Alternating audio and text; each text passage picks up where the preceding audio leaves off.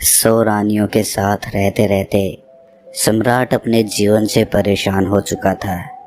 उसे अपनी युवावस्था के वो दिन याद हो आए जब उसके मन में स्त्रियों के प्रति कोई आकर्षण नहीं था, जब उसे काम शक्ति और काम वासना के बारे में पता तक नहीं था।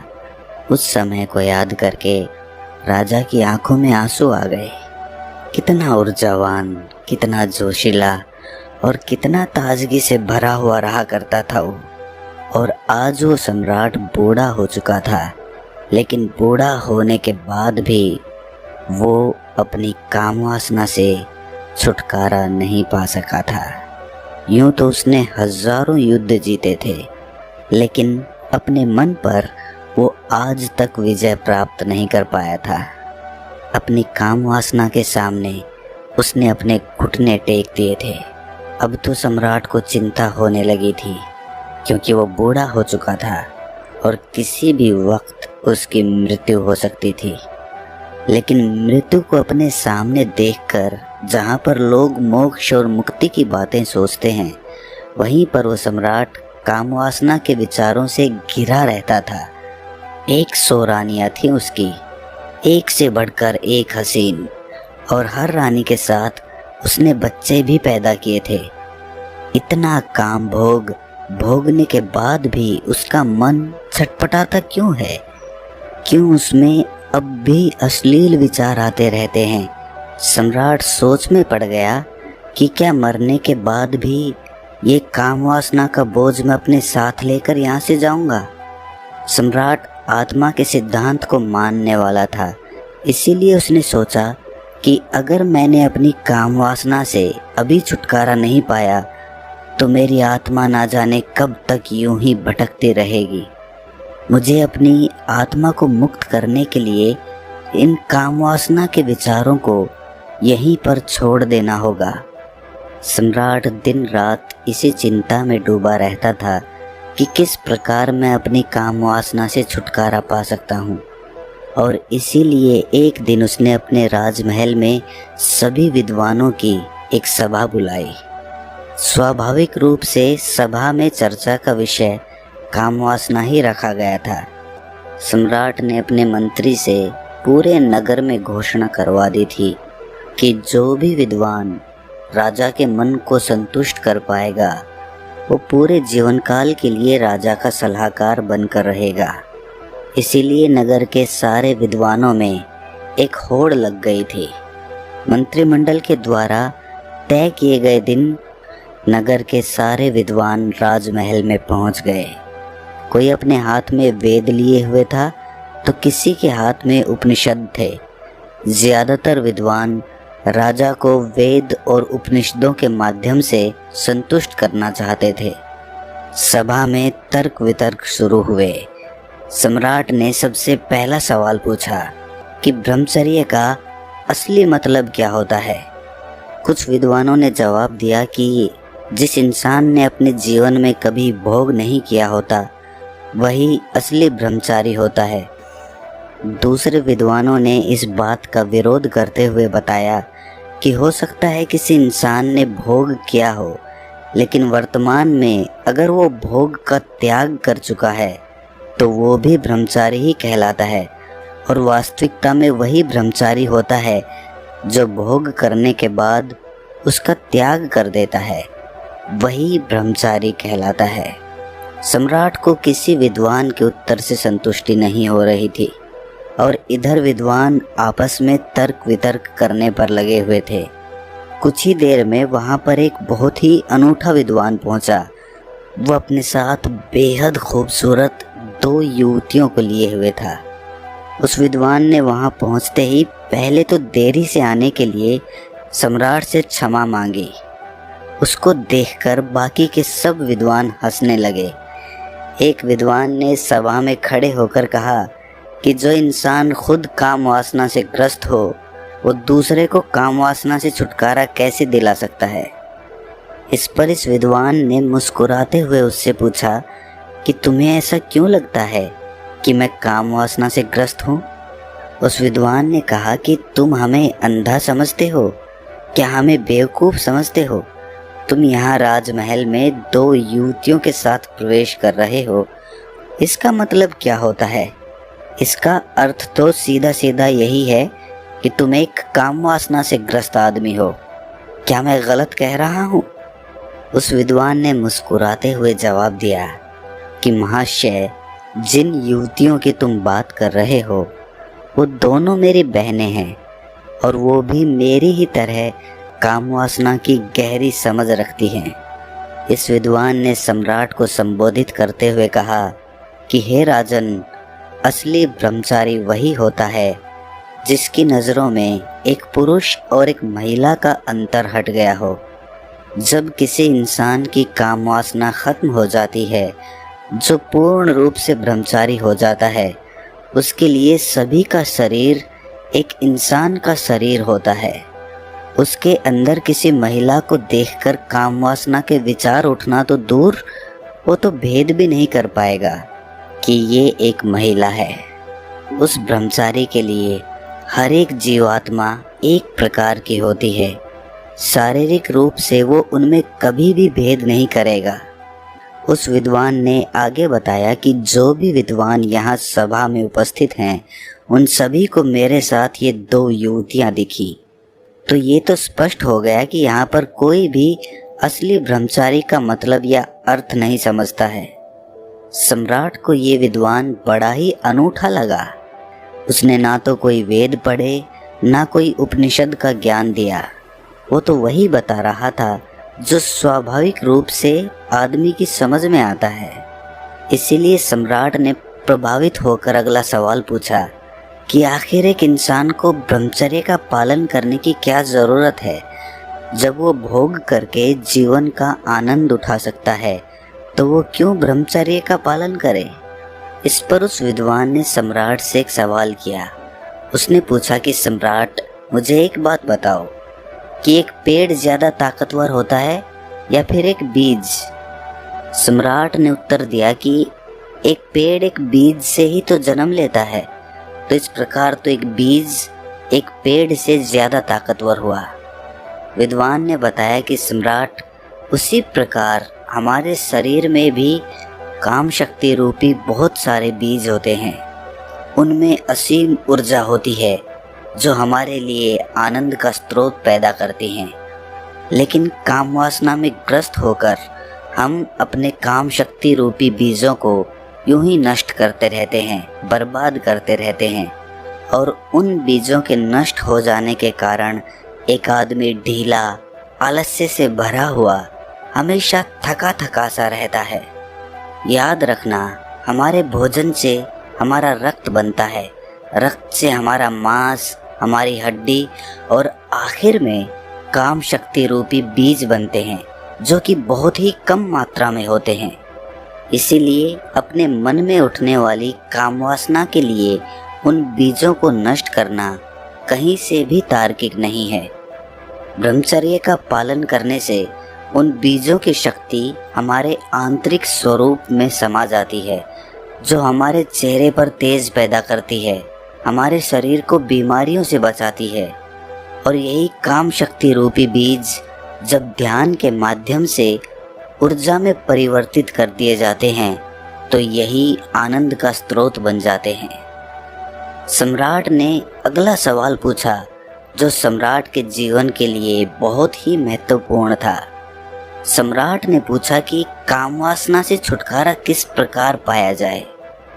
विद्वान ने उत्तर दिया कि हे सम्राट, जो बुद्धिमान होता है वो ये जानता है कि काम वासना रूपी कुएं का पानी जो जितना ज़्यादा पिएगा उतनी ही ज़्यादा प्यास उसे लगेगी, उसकी प्यास कभी नहीं बुझेगी।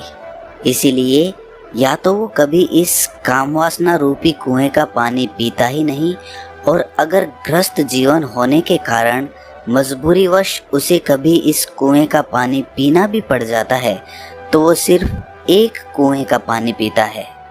उस विद्वान ने राजा को संबोधित करते हुए कहा कि हे राजन, आपके जीवन में आपने 100 रानियों से शादी की, लेकिन आपने भी महसूस किया होगा कि जिसकी प्यास बुझनी होती है उसकी प्यास एक ही जगह पर बुझ जाती है, लेकिन जिसकी प्यास नहीं बुझनी होती, चाहे वो 100 स्त्रियों के साथ भोग कर ले, लेकिन फिर भी उसकी प्यास अधूरी रह जाएगी। विद्वान ने सभी को समझाते हुए आगे कहना शुरू किया कि अगर आपके जीवन का लक्ष्य स्पष्ट नहीं है तो आप सभी नाना प्रकार की भोग की वस्तुओं में गिर जाएंगे। लेकिन वहीं पर अगर आपका लक्ष्य स्पष्ट है तो आप अपना पूरा ध्यान अपने लक्ष्य को पूरा करने में लगाएंगे, ना कि भोग करने में।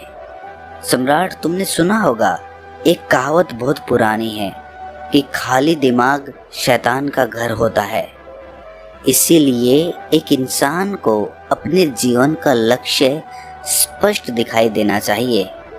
शुरुआती चरण में काम वासना हमेशा हमारे विचारों के द्वारा उत्पन्न होती है, और अगर हम अपने विचारों को ऐसी जगह पर लगाएंगे जिससे हमारा लक्ष्य पूरा हो सके, तो हमारे मस्तिष्क में काम वासना के विचारों के लिए कोई जगह ही नहीं बचेगी। विद्वान ने सम्राट को चेतावनी देते हुए कहा कि सम्राट, याद रखना, भोग करने से ज्यादा खतरनाक काम वासना के विचार होते हैं। वो हमारा मानसिक संतुलन बिगाड़ देते हैं, हमारी दृष्टि को भ्रमित कर देते हैं। उस विद्वान ने सभी को सभा में एक कहानी सुनाते हुए कहा कि एक बार 2 सन्यासी भिक्षा मांगकर अपने आश्रम में वापस आ रहे थे। रास्ते में एक नदी थी। उनका आश्रम नदी के उस पार था, इसीलिए उन्हें नदी पार करके जाना होता था। एक दिन जब वो भिक्षा मांगकर अपने आश्रम में वापस लौट रहे थे तो नदी के किनारे एक महिला बैठी हुई थी। उस महिला ने उन दोनों सन्यासियों से पूछा कि क्या आप मुझे नदी पार करवा सकते हैं। उनमें से एक सन्यासी ने तो छूटते ही मना कर दिया। उसने अपने मन में सोचा कि मैंने तो ब्रह्मचर्य का व्रत ले रखा है, भला मैं किसी स्त्री को छू कैसे सकता हूँ। दूसरे सन्यासी ने मुस्कुराते हुए उस महिला को अपने कंधे पर बिठा लिया और अपने कंधे पर बिठाकर उसने उसे वो नदी पार करवा दी। यही बात उस दूसरे सन्यासी को अखर गई। जब वो उस महिला को दूसरे किनारे पर छोड़कर अपने आश्रम के रास्ते से वापस अपने आश्रम आ रहे थे तो उस सन्यासी ने कहा कि तुमने ये ठीक नहीं किया। तुम्हें उस महिला को अपने कंधे पर नहीं बिठाना चाहिए था। तुमने उसे वो नदी पार करवाकर बहुत बड़ी गलती की है। इसीलिए मैं तुम्हारी शिकायत गुरुजी से करूँगा। उस सन्यासी ने हंसते हुए कहा कि मैं तो उस महिला को कभी का अपने कंधे से उतार चुका हूँ, लेकिन शायद तुम उसे अपने दिमाग में से अभी तक नहीं उतार पाए हो। सभा में उपस्थित सभी लोग उस विद्वान की ये कहानी बड़े ध्यान से सुन रहे थे। आखिर में विद्वान ने सम्राट को बताया कि सम्राट, उसी तरह हम भी अपने मन पर ना जाने कितने बोझ लेकर चलते रहते हैं। कामुक विचार हमारे मन को उसी प्रकार मैला करते रहते हैं जिस प्रकार सिर्फ एक गंदा नाला पूरी नदी को मैला कर देता है। अगर तुम जीवन में आनंद चाहते हो, ऊर्जा से भरा हुआ महसूस करना चाहते हो, तो अपने मन के लिए पवित्र विचारों का रास्ता बनाओ। उस विद्वान ने आखिर में सबसे महत्वपूर्ण सीख बताते हुए कहा कि जीवन में अगर किसी भी वस्तु का होशपूर्वक भोग किया जाए तो मन उसकी अनित्यता समझ लेता है। मन समझ लेता है कि ये वस्तु हमें हमेशा के लिए आनंद नहीं दे सकती, हमें परमानंद के लिए कोई और रास्ता चुनना होगा। और जब मन इन बातों को समझने लगता है तो अपने आप ही उसमें से काम वासना के विचार विलीन होने लगते हैं। इसीलिए होश में रहकर वस्तुओं का भोग करना सीखो, जिससे तुम उनकी अनित्यता समझ सको। ये सुनकर सम्राट ने प्रश्न किया कि होशपूर्वक भोग भोगने से तुम्हारा मतलब क्या है। इस पर उस विद्वान ने सम्राट को समझाते हुए उत्तर दिया कि जिस मनुष्य का चित्त एक काम में पूरी तरह से नहीं लग पाता है, वो किसी भी कर्म को परिपूर्णता में नहीं कर पाते हैं। इसीलिए उस कर्म का फल हमें पूरी तरह से नहीं मिल पाता है। उदाहरण के लिए, जब एक मनुष्य किसी दूसरे मनुष्य को दान देता है तो दान देते वक्त उसका मन किसी लक्ष्य की प्राप्ति के लिए सोच रहा होता है। उसी प्रकार जब कोई आदमी भगवान से प्रार्थना करता है तो वो उनकी पूरे चित्त से, भक्ति भाव से आराधना करने की बजाय वो अपनी इच्छा प्राप्ति के लिए प्रार्थना कर रहे होते हैं। सम्राट, तुम खुद सोचो, अगर कोई मनुष्य पूरे चित्त से कोई कर्म करता ही नहीं तो उसे उस कर्म का पर्याप्त फल कैसे प्राप्त होगा? ये तो असंभव सी बात लगती है। सम्राट, जो जीवन में घटित हो रहा है उसे घटित होने दो और आखिर में यही तुम्हें अंतिम सत्य तक पहुंचा देगा। लेकिन जो कुछ भी घटित हो रहा है उसमें तुम अपना पूरा चित्त लगाओ। पूरा चित्त लगाओगे तो तुम्हारा ध्यान वहाँ पर लगेगा, और जब तुम्हारा ध्यान वहाँ पर लगेगा तो वही काम होशपूर्वक होने लगेगा। जागते हुए कोई कर्म करने से बाद में पश्चाताप हो ही नहीं सकता। पश्चाताप तभी होता है जब हम सोए सोए कोई काम करते हैं, और उसी प्रकार हम सोए सोए ही सोचते रहते हैं कि हमें काम वासना से छुटकारा पाना है। लेकिन ये सब संकल्प आदमी सोते सोते ही लेता है। जागृत अवस्था में संकल्प लेने की ज़रूरत ही नहीं पड़ती, क्योंकि खुली आंखों से जागते हुए कोई मनुष्य गलती कर ही नहीं सकता। इसीलिए काम वासना से छुटकारा पाने की बजाय ये सोचो कि तुम उसे होशपूर्वक जागते हुए कैसे भोग सकते हो, और एक बार जब तुम उसका होशपूर्वक भोग कर लेते हो तो उसके बाद तुम्हें खुद ही महसूस होगा कि ये कर्म तुम्हारे अंदर क्या बदलाव ला रहा है। अगर वो तुम्हारे अनुसार सही नहीं होगा, तुम्हें गलत लगेगा, तो तुम उसे वैसे ही छोड़ दोगे। तुम्हें संकल्प लेने की ज़रूरत ही नहीं पड़ेगी। लेकिन होश की स्थिति तक पहुंचने के लिए तुम्हें ध्यान का मार्ग अपनाना होगा। ध्यान करने से ही आदमी की निद्रा टूटती है, वो जागृत अवस्था में आता है, और जब वो जागृत अवस्था में आता है तो उसका चित्त एक काम पर पूरी तरह से लगने लगता है, और उसके बाद होशपूर्वक उस कर्म को करने के बाद उस कर्म की अनित्यता को हमारा मन अपने आप समझने लगता है। विद्वान ने अपनी बात को और गहराई से समझाते हुए समझाया कि सोए हुए इंसान को तो रास्ते पर पड़ा हुआ सांप भी दिखाई नहीं देता, वो भी उसे तब पता चलेगा जब वो सांप पर पैर रख देगा। और इसी प्रकार तो हर इंसान कार्य करता है। जब वो रास्ते पर चलता है तो अपने विचारों में, अपनी भविष्य की योजनाओं में उसका मन हमेशा उलझा रहता है। उसका ध्यान अपने चलने पर तो होता ही नहीं है, तो रास्ते पर कहाँ से होगा? ये सब लक्षण एक सोए हुए मनुष्य के होते हैं, और जब वो मनुष्य ये महसूस कर पाता है कि वो कितनी गहरी निद्रा में है, तो उसी समय उसके जीवन में ध्यान का उदय होता है। लेकिन सोए हुए इंसान को भला किस प्रकार दिखाई देगा कि वो सोया हुआ है? या तो कोई उसे हिलाकर जगाए या उसे बताए कि तुम सोए हुए हो, तब तो उसकी नींद टूटेगी। लेकिन ऐसे मनुष्य हमें कम ही मिलते हैं जो हमें ये एहसास कराते हैं कि हम कितनी गहरी निद्रा में सोए हुए हैं। हमारा मन विचारों का, भविष्य की योजनाओं का, अतीत के दुखों का एक दफ्तर बन चुका है। वो सम्राट इस विद्वान के उत्तरों से बहुत प्रभावित हुआ, और उस सम्राट ने इस विद्वान को अपने पूरे जीवन काल के लिए अपना सलाहकार बना लिया। तो दोस्तों, कैसी लगी ये कहानी आपको? कमेंट सेक्शन में ज़रूर बताना, और अच्छी लगी हो तो इस चैनल को सब्सक्राइब करके नोटिफिकेशन बेल को ज़रूर प्रेस कर देना।